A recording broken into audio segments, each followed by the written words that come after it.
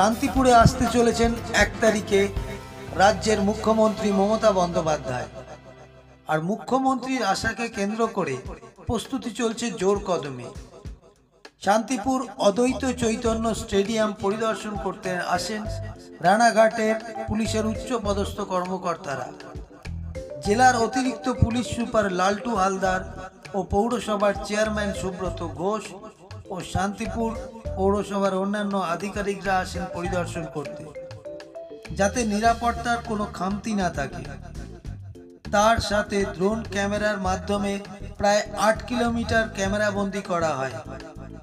এছাড়াও সারা শহর জুড়ে কিভাবে আরও বেশি নিরাপত্তা, আরও ভালো করে নিরাপত্তার আয়োজন করা যায় সেই নিয়ে আলোচনা করেন পুলিশ সুপার ও চেয়ারম্যান সুব্রত ঘোষ মহাশয়।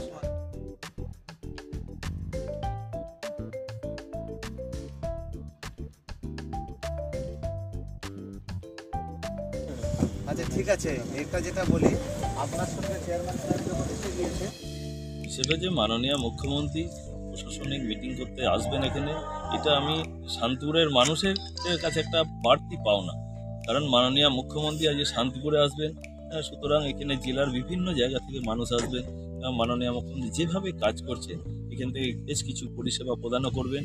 আজকে আমাদের প্রশাসনিক স্তরের শীর্ষ কর্তারা এখানে এসছিলেন, তারা সরজমিনে মাঠটি তদন্ত করলেন এবং ড্রোন দিয়ে সমস্ত তার পুরোটাই ম্যাপ তারা তৈরি করে কিভাবে মানুষগুলো কোন রাস্তা দিয়ে আসবেন, কিভাবে আসবেন, কোন জায়গায় মঞ্চ হবে, তারা পরিদর্শন করে তারা একটা চক আউট করে নিয়ে গেলে পরবর্তী দিনে আবার তারা আসবেন, এসে বিস্তারিত আমাদের সঙ্গে আলোচনা করে যাতে সেই জায়গায় শান্তিপুরের যে সভাটি হবে মাননীয় মুখ্যমন্ত্রীর অদ্বৈত চৈতন্য ক্রীড়াঙ্গন স্টেডিয়ামে, সেখানে যাতে আমরা সকলে এসে এবং দিদিমণির সভাকে সাফল্যমণ্ডিত করতে পারি এবং আমাদের শান্তিপুরের বাসী হিসেবে আমাদের কাছে আশা করছি একটা বাড়তি পাওনাও আমরা পাবো, যাতে এখান থেকে মাননীয় মুখ্যমন্ত্রীর কাছে শান্তিপুরের নতুন কিছু প্রজেক্ট আমরা পেতে পারি।